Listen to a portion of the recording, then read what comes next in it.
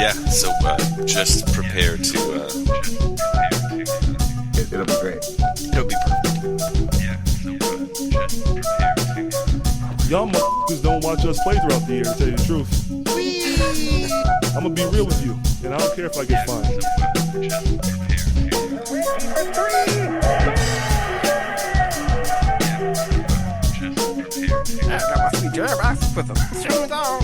That train is off the track. I feel like you can't just like jump through Neptune and be okay. Just prepare to. What the show needs is more dogs and bears and chickens and stuff. Yeah, so just prepare to be awash in unbeatable goodness. Welcome, Pacers fans. You are listening to the Undebeatables, your semi-weekly Pacers podcast. Today is March 12th, 2023, and this is episode 639. Coming to you from Indianapolis, Indiana, I'm your host, Joey Goffrida, the man behind the dials. This show, we're going to discuss a 2-1 week of Pacers basketball with games against Philadelphia, Houston, and Detroit. Joining me this show is one of our three analysts, still coast to coast, like buttered toast. From the high school home of Jamison Brewer, Silver Spring, Maryland, it's the doctor, Jason Triplett. What is up, Pacers fans? What is up, Undebeatable? Shout out to Harper and Colson, who are MIA this week. And in honor of Colson, I want to also give a shout out to the theater. Jill and I took in a performance at the Kennedy Center last night, Into the Woods. It was very fun. And yeah, it's good to be out in a group of people and laugh and see live theater. It was cool. It's a good time. Nice. What's the synopsis of the? I'm not familiar with this one. Is it fairy tale or?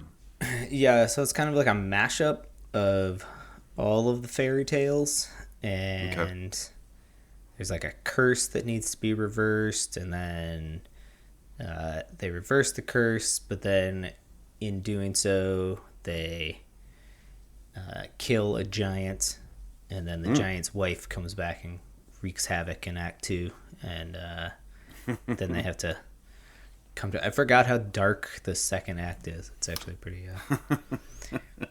The first act is very funny and lighthearted and all this stuff, and then the second act is dealing with the reality. It's kind of like... the premise is kind of like what would happen after the... Oh, sure. Everybody lives happily ever after right. fairy tale, right? So, except for the ones that died. Right, exactly. Yeah.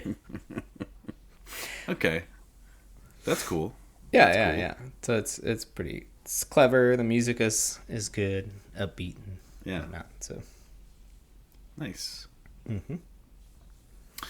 Well, I'm gonna give a shout out to a non-listener.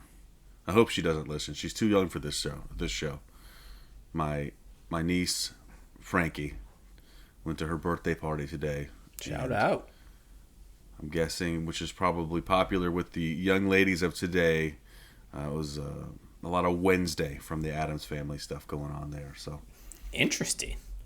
Yeah. So there's like a Netflix show. If you've seen that, but I have not. No. Well, yeah, it's.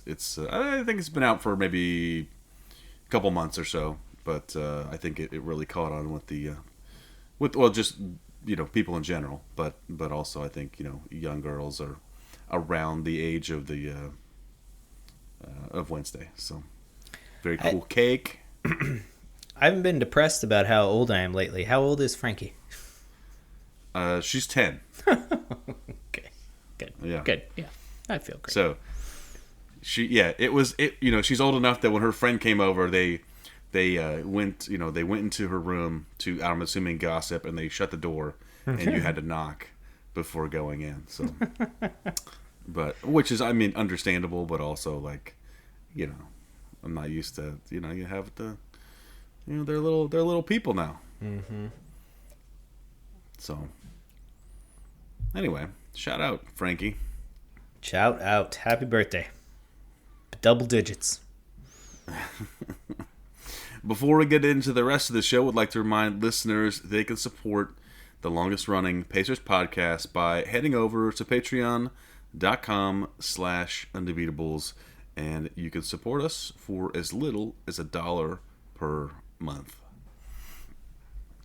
Well, Jason, we had 3 games of Pacers basketball week. First one was against Philadelphia, Monday, March 6th. This is at home at the Gainbridge Fieldhouse. They lose this one 147-143. I think there were some standout performances from Tyrese Halliburton, 39 points, 16 assists. Joel Embiid, not too shabby, 42. And Harden had 14 points and 20 assists. And this one also, Will Ferrell and 50 Cent were in the house. That was kind of cool. Will Ferrell got to drive the race car out on the floor to start the game. So I saw that was getting shared around on our Slack. Why were Will Ferrell and 50 Cent at the game? I don't know. I guess I don't understand why 50 Cent was there. I think Will Ferrell is like doing. I think he's doing like a documentary, like as a cross country thing. I was reading something. He was in Iowa doing some. I don't know. He was like been just kind of like a road tripping around with another SNL alum, and I think they've been just kind of goofing around and being funny across the country is what I was taking that for. So. But yeah, this game, Pacers do lose this one, and it was mostly Philly most of the time. But we had some good standout performances from a couple players on the Pacers side. Game 2. This was Thursday, March 9th. Pacers at home against the Houston Rockets, and they win this one in overtime, 134-125. I think the big news was one, Halliburton, 29 points, but also sets his career high, 19 assists in this game. And getting a good performance out of Miles Turner, 21 points, Buddy Hield dropping 17. And Jordan Wara off the bench with 18 points. And last game of the week was last night, as we record, Saturday, March 11th, versus the Detroit Pistons in Detroit, and Pacers win 121-115. This game was sort of back and forth. The Pacers were trying to give it away, like I'd say maybe midway through the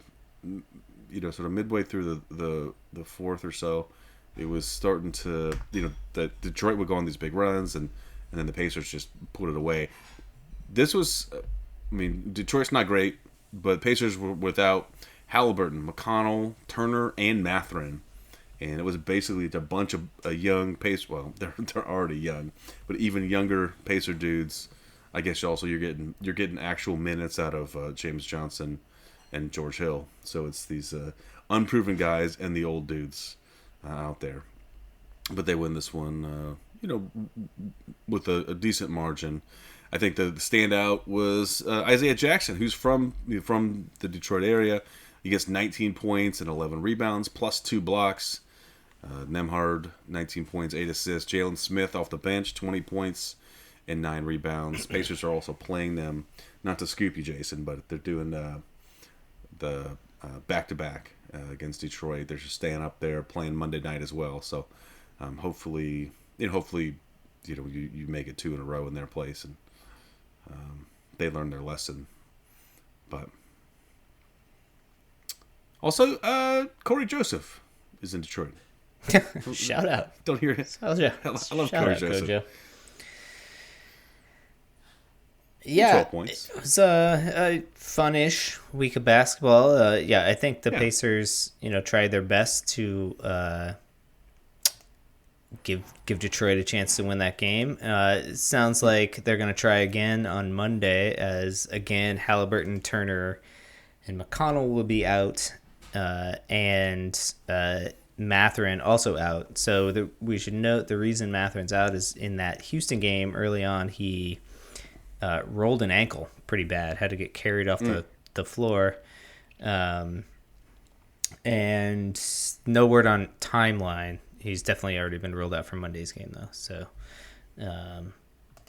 hopefully he recovers soon. Sort of his first big injury of, or I guess it's not even that big of an injury, but injury that will cause him to miss multiple games. So shout out to him. Otherwise, it was the week of Tyrese Halliburton dishing out a grand total of 36 assists. And that Houston game was super interesting. Pacers mostly in control most of the game, and then Houston actually makes a brilliant comeback like down the stretch. They're very active, can get up and down the floor and cause problems. And their number 1 draft pick, Jabari Smith, hit a turnaround, fadeaway, three-pointer basically at the buzzer to tie the game and send it into overtime.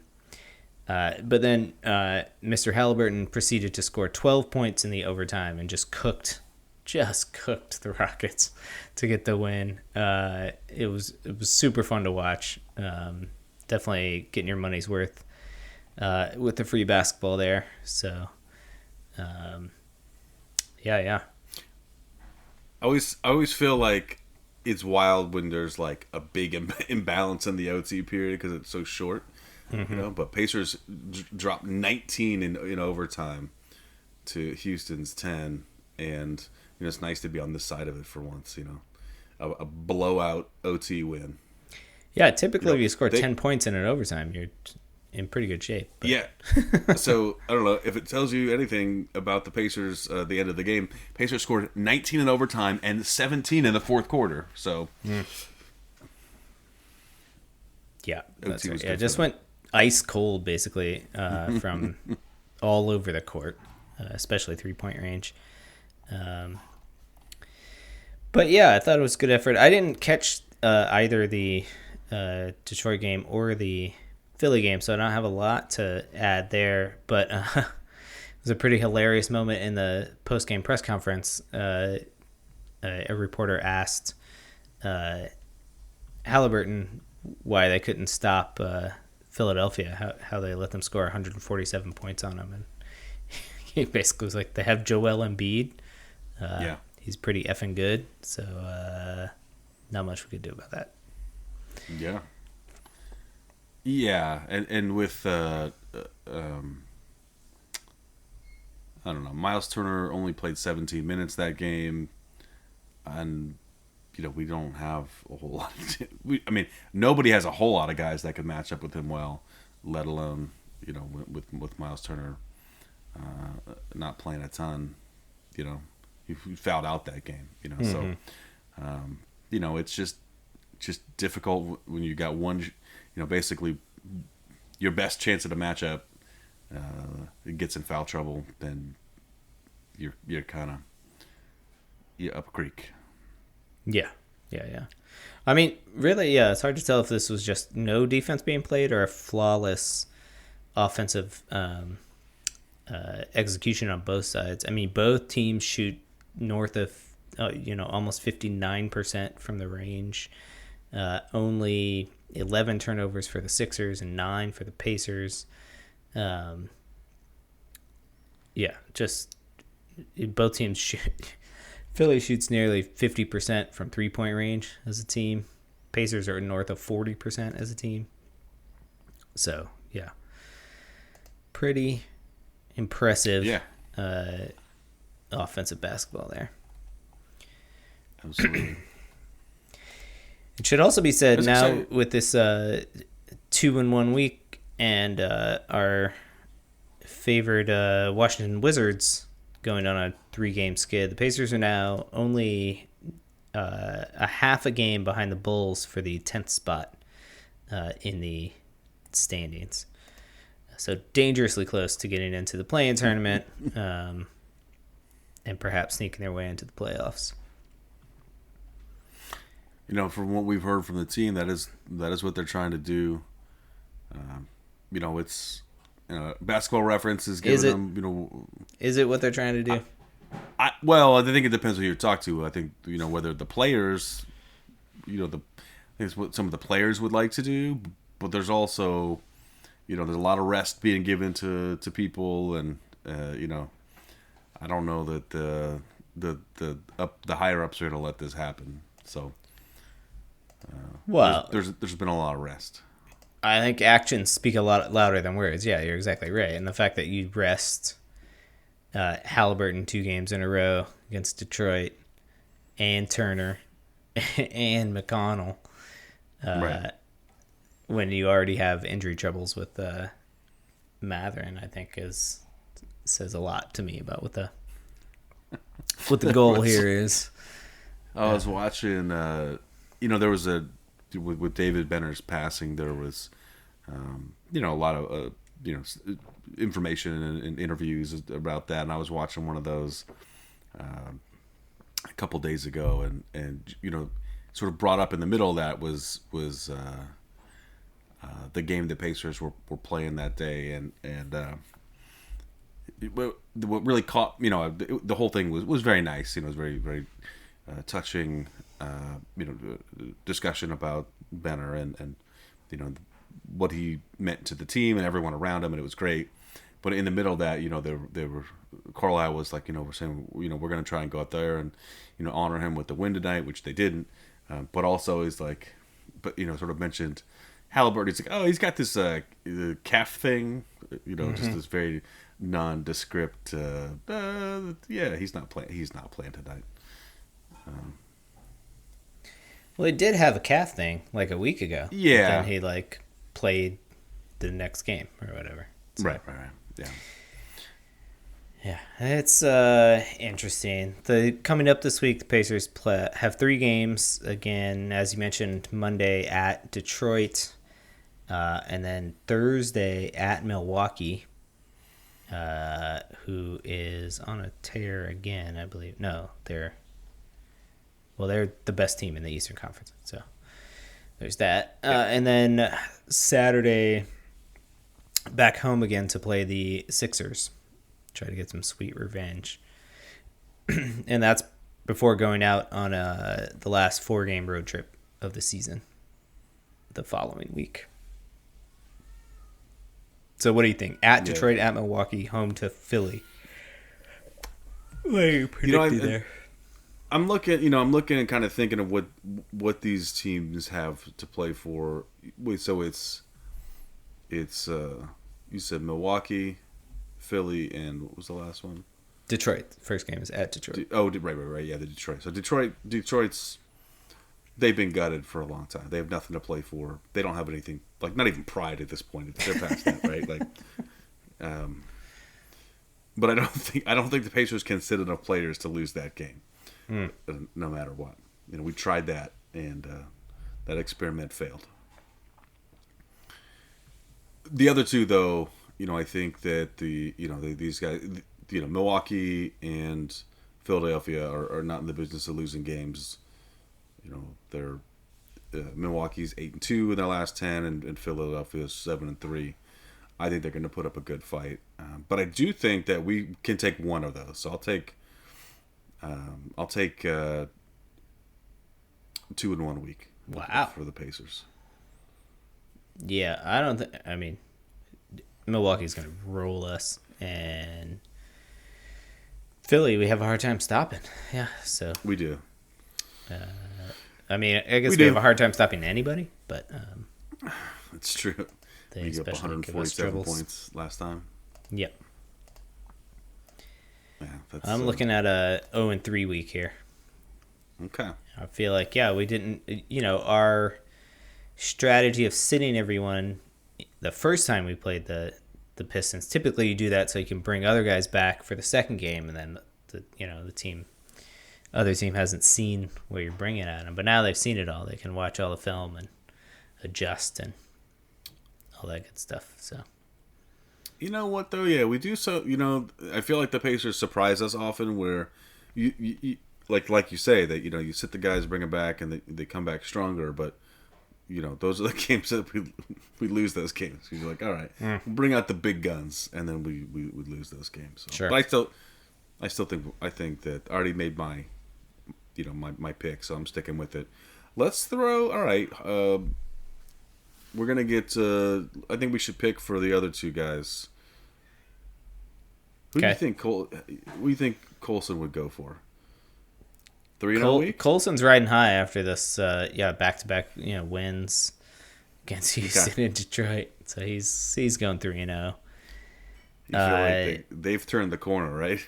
Yeah, exactly. Now we might as well just get in, and we're scratching at the play-in. Just give us a chance. Just get us in there. Yeah. We can, play against Milwaukee in the first round of the playoffs. Be great.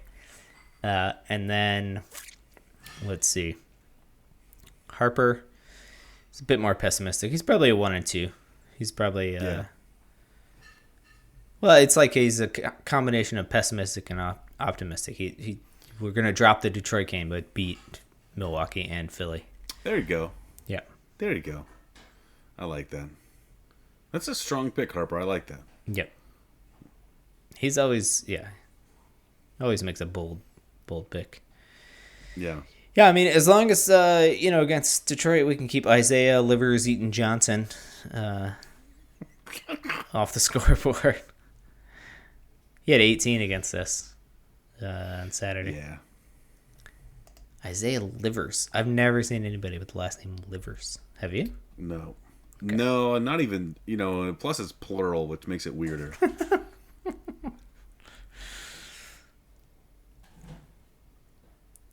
If it was just liver, I wouldn't make me squirm, but Isaiah Liver.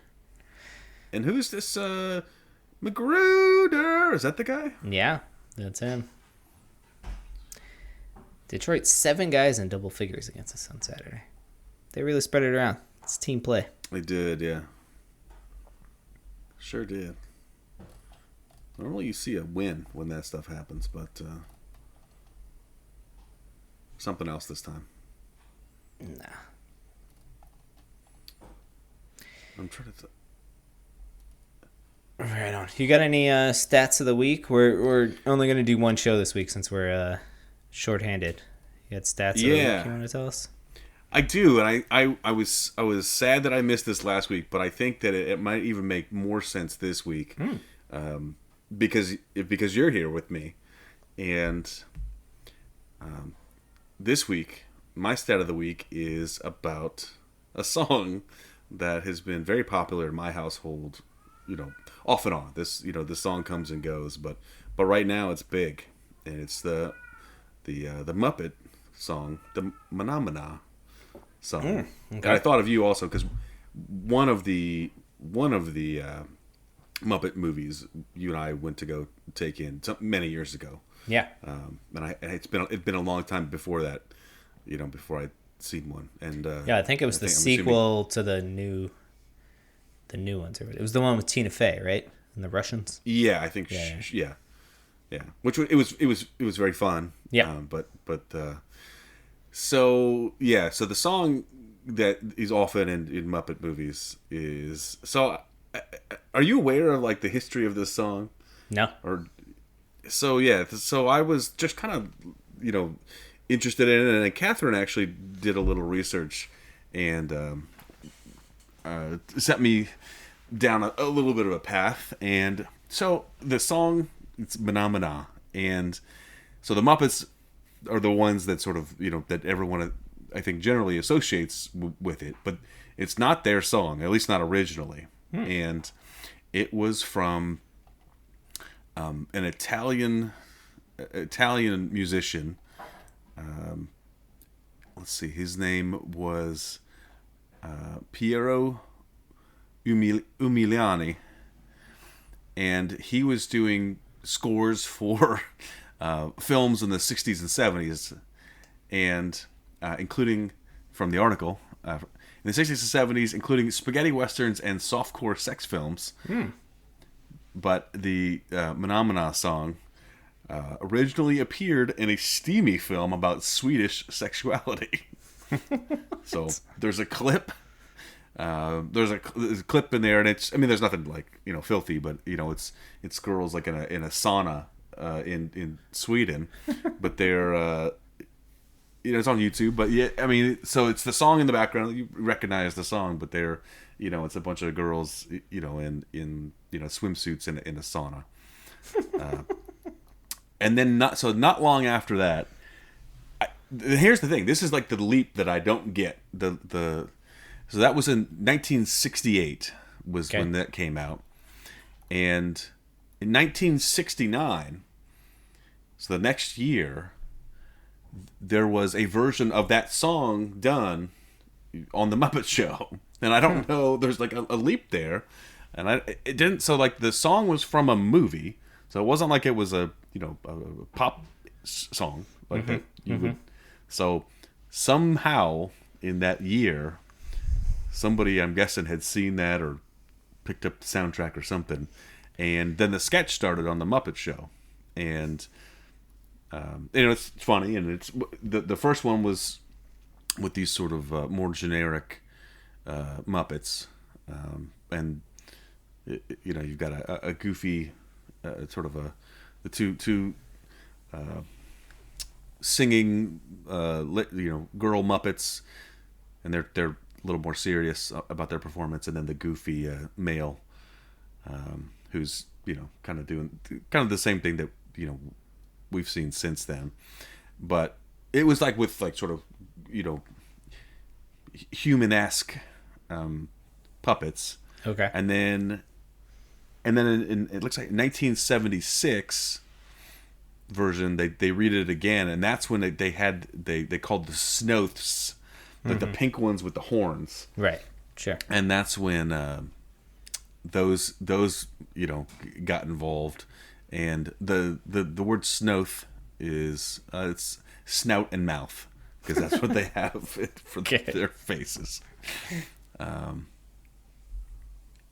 So then basically they switched over to those characters, and it's become a little bit more over time it's become a little bit more goofy and a little more outlandish. It's just a silliness. Yeah. So but right, the song's been around for 50 years. That's amazing. Yeah. Okay, so either somebody on the Muppet Show staff watched that movie and was like, oh, that's a clever hook. I could imagine Muppets singing that. Or maybe they were like friends with this Italian guy. He was just playing him some music at his house or something like that. Being like, oh, here's some the latest stuff I've been working on. Or maybe he was just shopping it around to anybody who would take it, Sure. We got what's the guy's name? Uliari? Something like that? Yeah. Piero Umiliani. Yeah, we got to track that guy down and ask him. Yeah. But yeah, apparently that was his most famous song. I imagine so. Yeah. It's a banger.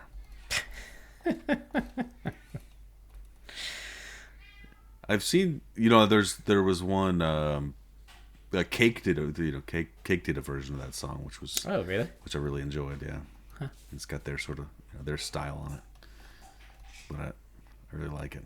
And yeah, every time I hear it, it gets stuck in the head for a very long time. Yes, but it does entertain young It's people. interesting. Yeah, Ethan hasn't caught on to that one. He more prefers the. There's a song from the Jason Segel like reboot Muppets movie. I don't know if you've seen that one. So it was like kind of the first one before the one that we went and saw. But there's a song in that. I think it's called "Everything Is Great." But yeah, we so he'll just belt that out randomly, which is pretty great.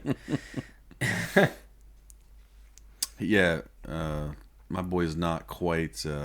He's singing a little bit of songs, but the one that really tickles me is the when the Sesame Street theme song comes on. He just kind of puts his hands up in the air, like he just doesn't care, because That's he kind of awesome. doesn't. But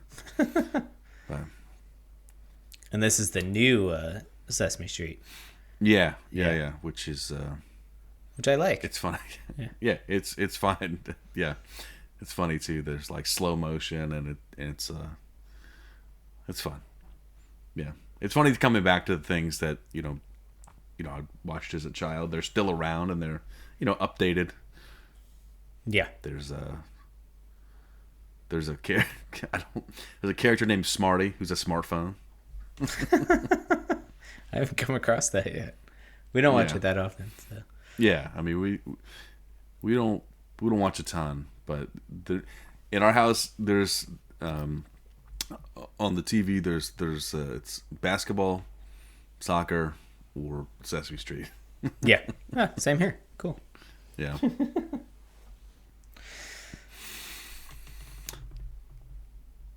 All right. Anything else you got for this show? I got nothing.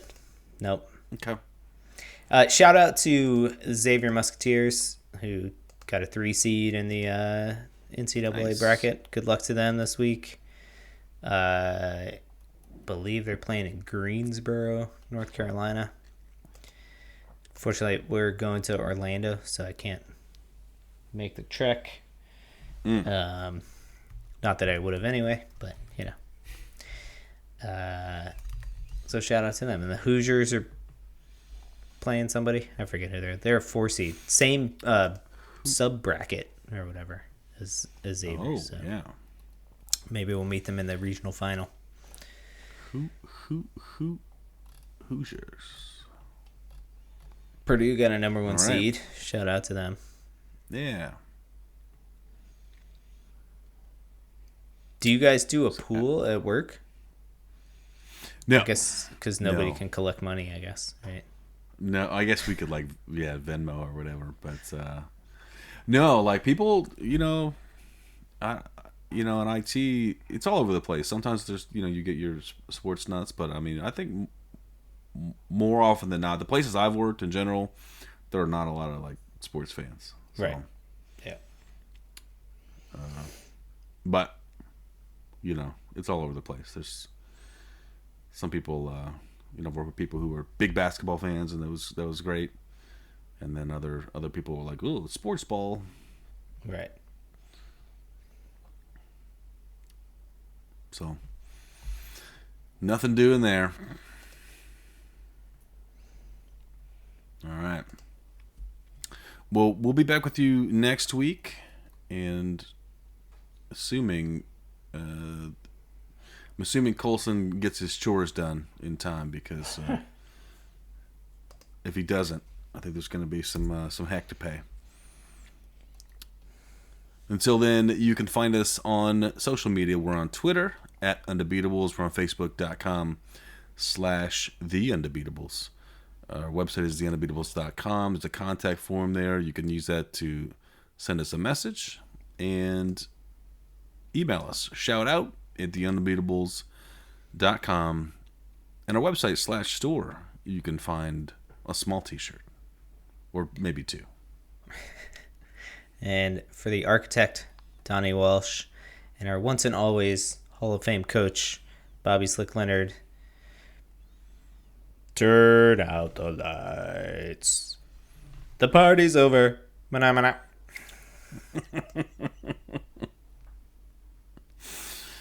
Oh, man. I like that. I like the stutter step you gave there. It's just completely random at this point. There's no forethought. There's no afterthought. There's really not any thought at all. It just, it just runs through you, You're just the vessel. That's right.